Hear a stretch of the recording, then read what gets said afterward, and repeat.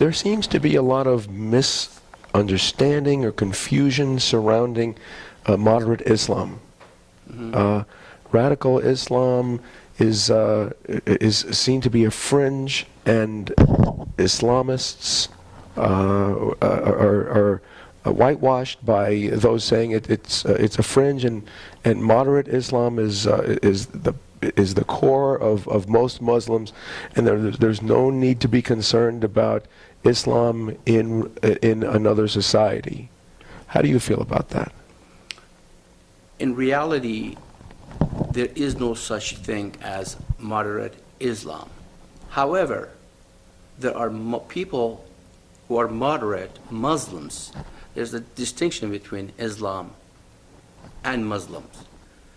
And those who are moderate, we consider moderate Muslim, are culturally Muslim, which means they don't practice the religion.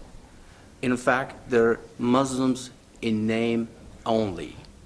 And they're roughly 10 to 15% of the population has been statistically radical views. But majority of Muslims do not have that, but sometimes they're used as foot soldiers for Islam. And the trust factor has been lost since 9/11 attack, bringing down the Twin Towers. So Americans are very suspicious of basically any Muslim at the moment, moderate or not moderate. Unjustifiably, in your opinion?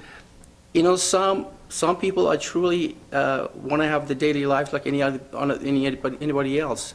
I believe if a Muslim is an American citizen, they're entitled to every, by law, or everything else that other people have.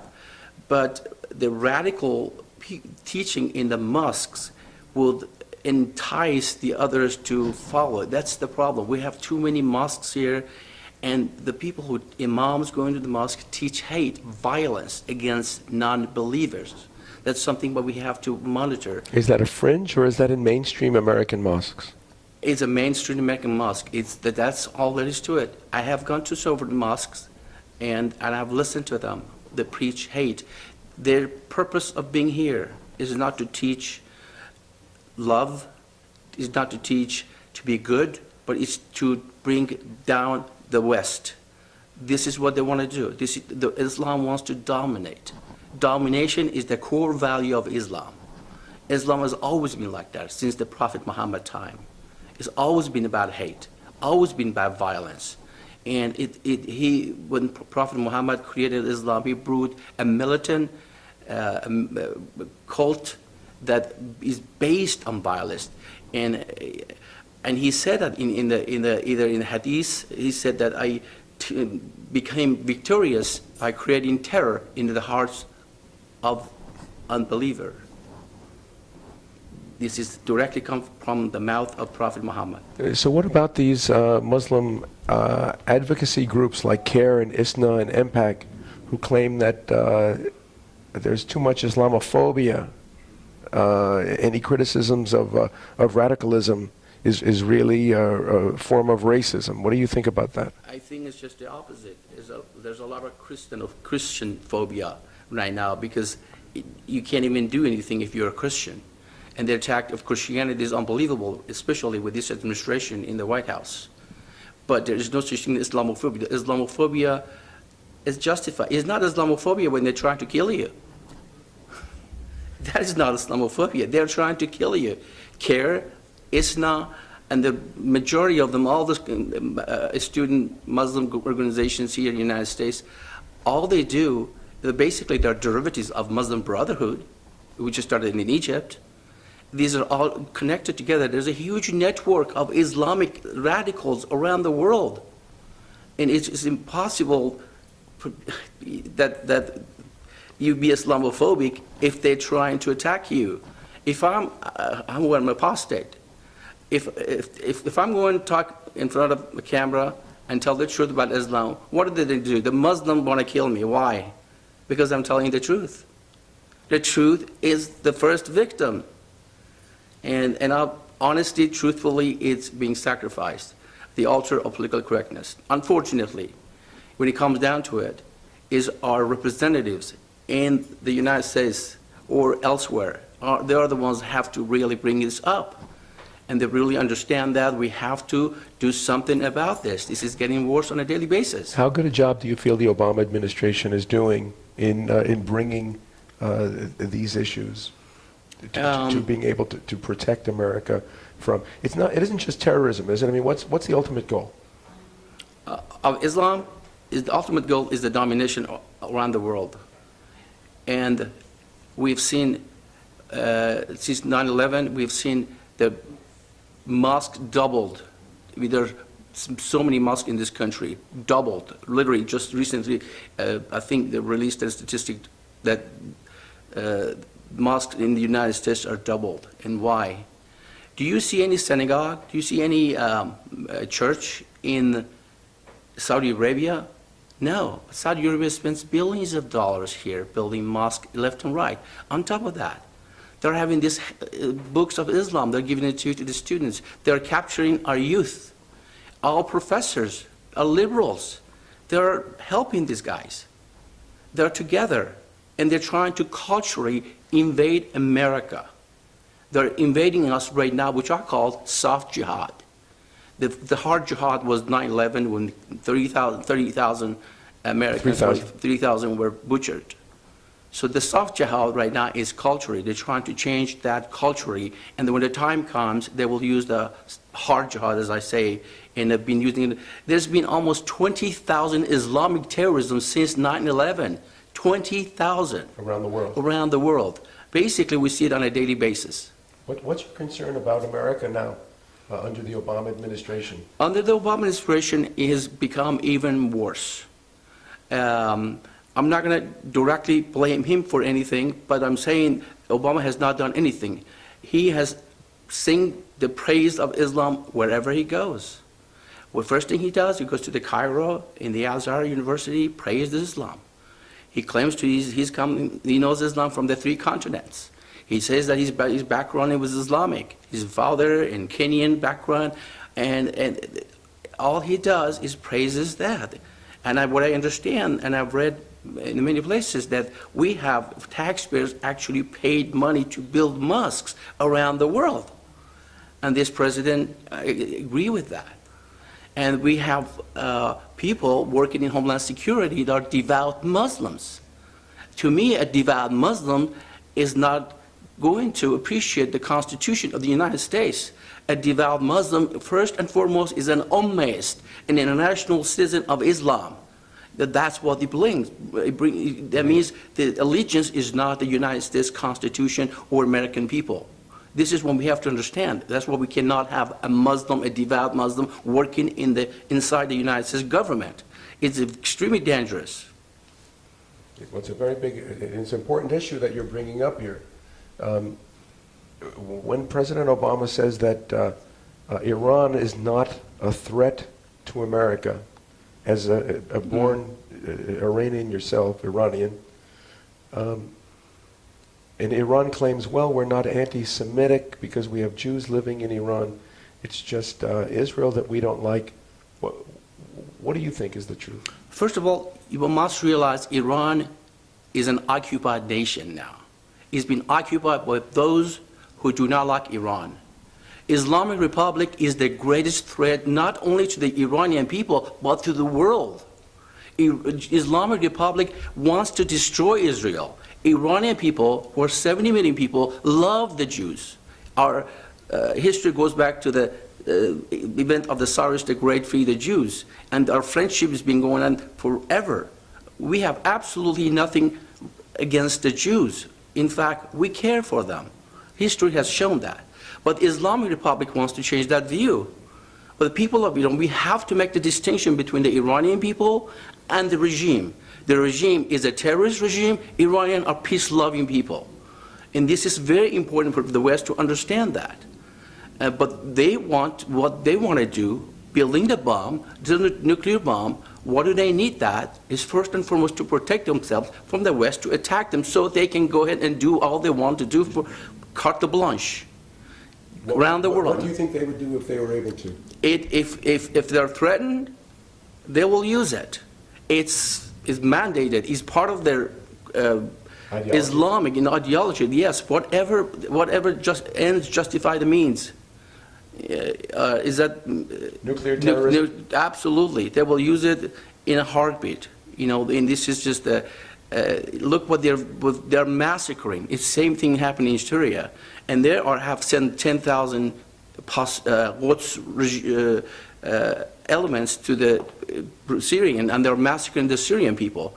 Because Syria is their ally, is near to Israel. They want to be their proxies.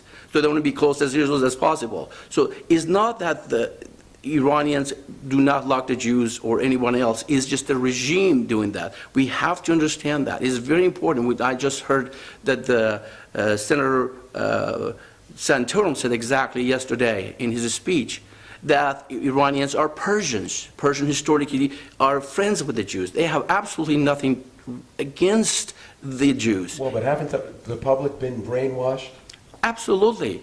I mean, they're a threat. The Iranian people, the Iranian army, they're a threat not just to Israel.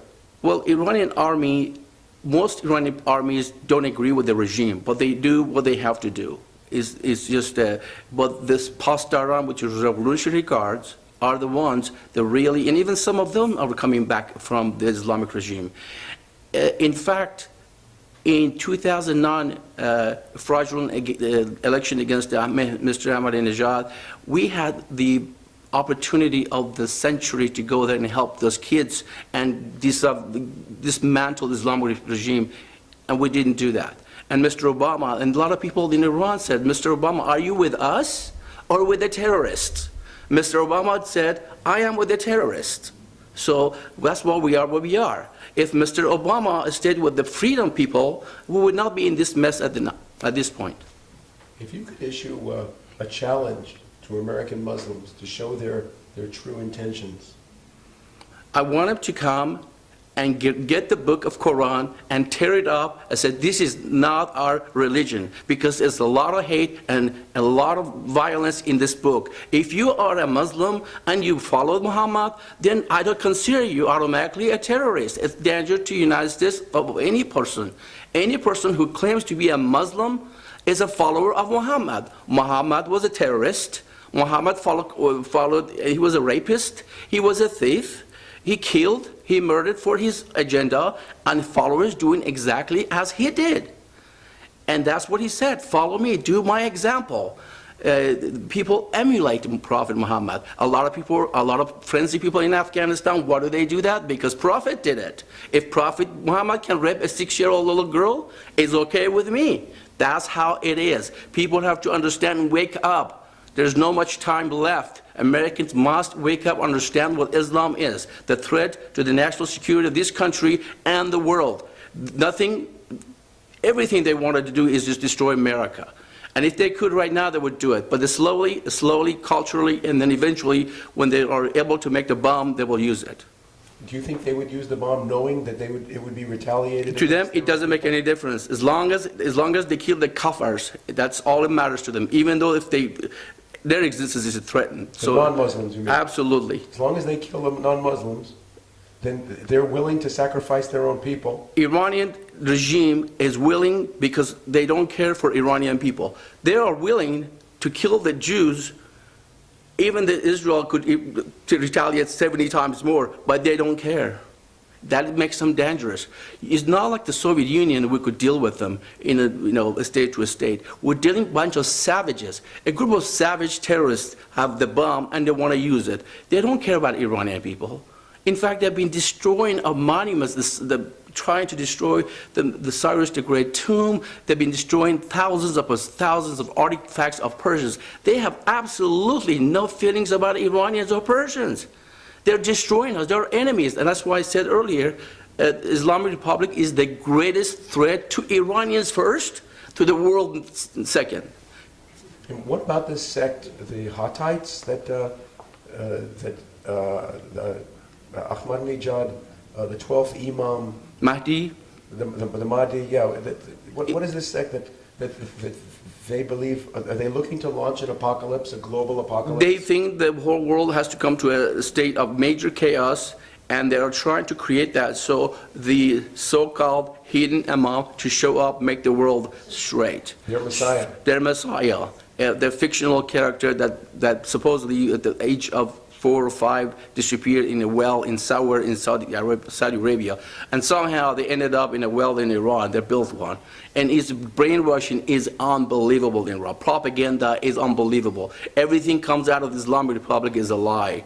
Nothing they can say the truth. They've been talking to the Europeans about the nuclear issue for the past 20 years. Nothing has happened. They keep lying and then keep going and until they have the bomb, and then you're going to say, okay, we're going to respect you, we're not going to do anything about it. So this is what they want. So when President Obama says we want to rely on sanctions to stop Iran's nuclear weaponizing, Sanctions, crippling sanctions works very well. If you stop, really, I mean, you have to have monitor. We have to completely shut down their oil and gas.